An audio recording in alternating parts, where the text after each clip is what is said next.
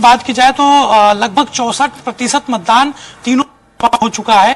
कांकेर में 67%, महासमुंद में 63% और राजनांदगांव में 61%। हालांकि ये 3 बजे तक का आंकड़ा है, आंकड़ा बढ़ेगा और पिछली बार की तुलना में इस बार जो प्रतिशत है वो बढ़ने की संभावना है। कुछ लोग हैं, उनसे बातचीत करते हैं। आपने मताधिकार का प्रयोग किया है?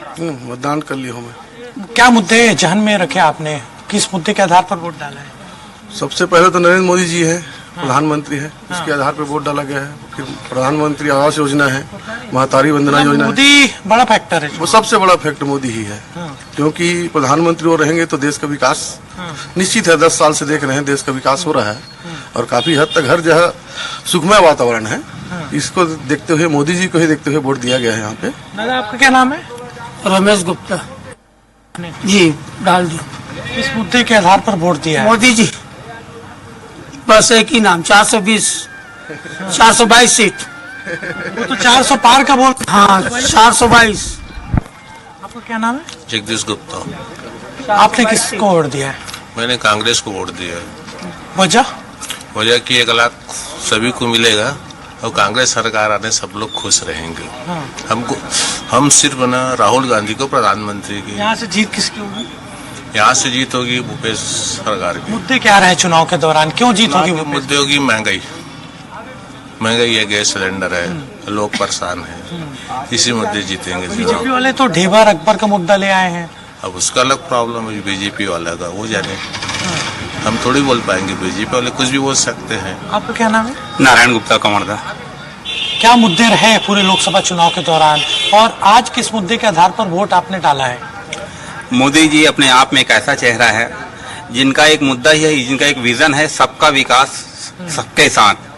तो वो ऐसा विजन है कि इस 10 साल में मोदी के कार्यकाल में हम सभी ने देखा है कि लोग, महंगाई एक ऐसी चीज है कि महंगाई तो सभी के कार्यकाल में रहा है, मगर आम जनता का जो विश्वास है वो आज मोदी के ऊपर है, वो अन्य किसी और प्रधानमंत्री। क्या नाम है भैया? मेरा नाम जयशंकर शर्मा है।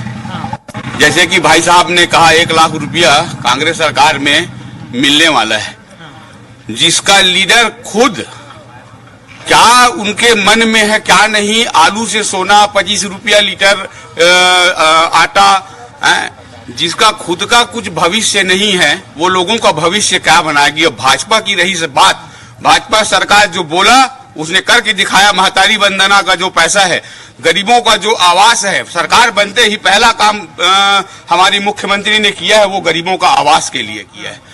भाजपा जो बोलती है वो करती है। सबसे बड़ी चीज है, भारत में पढ़े लिखे लोगों की संख्या बहुत ज्यादा है और मोदी को सब पसंद करते हैं। और 422 भाई साहब बोले, बिल्कुल सही बोले, 422 मोदी है चुनाव में, प्योर। और रही बात संतोष भैया की, संतोष भैया ने 5 साल विपक्ष में रह के भी बहुत अच्छा काम करके दिखाया है। तो निष्क्रियता का आरोप लगा रही कांग्रेस के पास मुद्दा ही नहीं है तो वो तो अपना पल्ला टालेगा ही जी।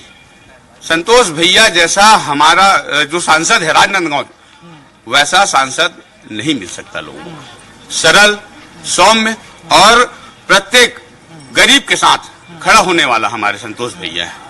हम तो एक ही चीज बोलेंगे, जो राम को लाए हैं हम उनको लाएंगे। जय श्री राम। आप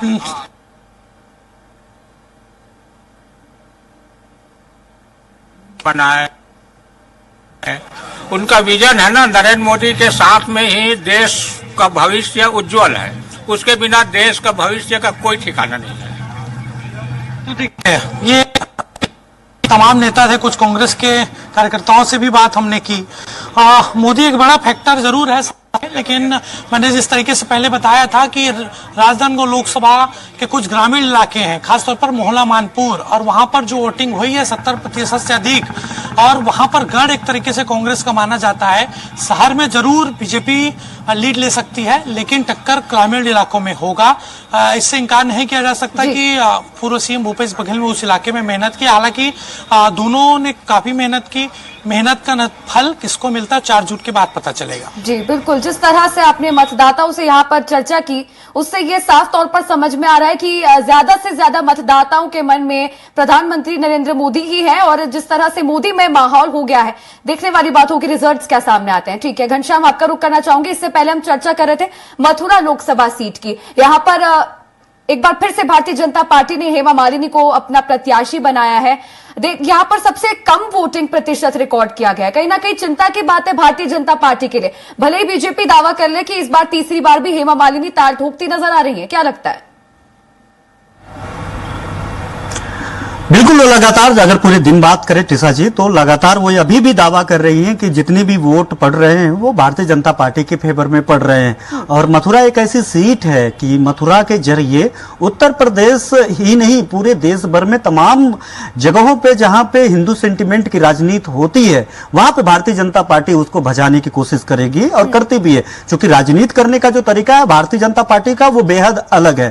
तो ऐसे में जिस तरीके से लगातार जब चुनाव नहीं था उसके पहले से काशी, मथुरा और अयोध्या जैसे जगहों का नाम लेकर के लोगों के बीच में जाना, वहां का नाम लेकर के लोगों के जहन में जगह बनाना। और अभी हमने अपने साथी की एक बाइट में उन्होंने कहा कि जो राम को लाए हैं हम उनको लाए हैं। तो ये जो हिंदू सेंटिमेंट की बातें हैं उसको दरकिनार करना इतना आसान नहीं है, खासतौर पे उत्तर भारत में और उत्तर प्रदेश में। तो ऐसे में जो मथुरा की सीट है वो भारतीय जनता पार्टी के लिए नाक की भी सीट है। और चूंकि हाई प्रोफाइल है, चूंकि वो बड़ी है, अभिनेत्री रह चुकी हैं, 2 बार से सांसद रह चुकी हैं, और लगातार जो है मथुरा का इस बारे में कि हेमा मालिनी के खिलाफ थोड़ा विरोध भी था स्थानीय लोगों में, जनता में कुछ मुद्दों को लेकर, लेकिन इसके बावजूद भी भारतीय जनता पार्टी ने रिस्क उठाते हुए एक बार फिर से मैदान में उतारा है। क्या लगता है इसके क्या कारण हो सकते हैं? देखिए, अगर बात करें तो पूरे उत्तर प्रदेश की सीटों की बात करें तो महज कुछ ही फीसदी ऐसे टिकट थे जिस टिकट को उन्होंने रिपीट नहीं किया, और तमाम ऐसे सीटें रही जहां पे जो मौजूदा सांसद हैं उन्होंने किन्हीं कारणों से उन्होंने एक पत्र जारी कर दिया, एक ट्वीट कर दिया, उन्होंने खुद ही राष्ट्रीय अध्यक्ष जेपी नड्डा से सिफारिश कर दी, गुजारिश कर दी कि वो चुनाव नहीं लड़ना चाहते हैं। इसके अलावा अगर बात करें तो तमाम ऐसी सीटें रही हैं, चाहे वहां पे विरोध रहा हो, चाहे वहां पे लहर रहा हो, चाहे वहां पे उनकी पॉपुलैरिटी रही हो, लेकिन बावजूद जो है भारतीय जनता पार्टी ने हर चीजों को दरकिनार करते हुए उसने एक मैसेज कन्वे करने के लिए टिकट को रिपीट किया है। उसी कड़ी में मथुरा में भी तमाम जगहों पे हेमा मालिनी का विरोध रहा। लोगों ने कहा ये कभी हम लोगों के बीच में नहीं आती हैं, हमारे बीच का कोई नेता रहेगा तो कम से कम हमारे सुख दुख और हमारी जरूरतों के वक्त या फिर चाहे राजनीतिक लाभ लेने के वक्त हमारे बीच में रहेगा। इस बाबत जब हेमा मालिनी से भी बात की गई तो आप तो 5 साल में 5 बार आती हैं, 10 बार आती हैं, आप तो मुंबई रहती हैं, तो उन्होंने कहा कि नहीं मेरा घर है, जो है यहां पे मेरा घर है और मैं अपने घर मथुरा में आती जाती रहती हूं, और जब भी जिसको भी जरूरत पड़ती है मैं आती हूं, और अगर जरूरत पड़े तो वो हमसे सीधे कहे तो हम जब भी जरूरत पड़ेगी तो हम आएंगे। तो ये देखिए ये एक बयानबाजी रही, लेकिन ये वहां के जो कार्यकर्ता है भारतीय जनता पार्टी के, वहां के जो आसपास के लोग हैं, भाजपा के कोर वोटर हैं, उनके लिए तो ये एक बात थी कि जो हमारा प्रत्याशी है, हमारा जो सांसद है वो बाहर का है, कम से कम हमारे बीच का रहेगा, तो उससे उनको सीधे तौर पे लाभ मिलेगा कि एक सांसद के पास आमतौर पे लोग राजनीतिक तौर पे लोग सपोर्ट तभी करते हैं। जरूर है हेमा मालिनी के खिलाफ, लेकिन भारतीय जनता पार्टी तो रणनीति के हिसाब से ही चलती है, कुछ सोचकर ही फैसला लिया होगा। ठीक है, शुक्रिया जुड़ने के लिए और चर्चा करने के लिए। अब रुक करना चाहूंगी मैं हेमंत, आप कवर्धा में मौजूद हैं। यहाँ पर नक्सलवाद की वजह से क्षेत्र थोड़ा सा प्रभावित है, लेकिन देखा जाए तो बम्पर वोटिंग हुई है इन क्षेत्रों में। ऐसी क्षेत्रों से उम्मीद भी नहीं की थी, वहां पर इस बार बम्पर वोटिंग रिकॉर्ड की गई है।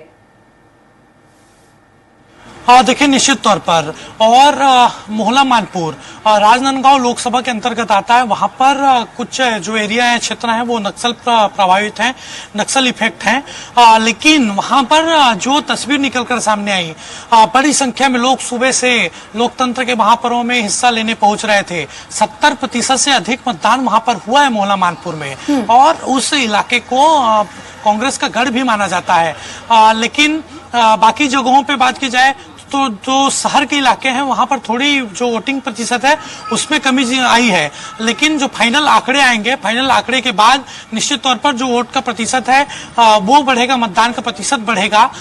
पिछली बार 70% के आसपास मतदान हुआ था। हो सकता है कि बस्तर में जिस तरीके से मतदान हुआ 3% अधिक इस बार वोटिंग हुई, उसी तरीके से यहाँ पर भी पैटर्न देखने को मिलेगा।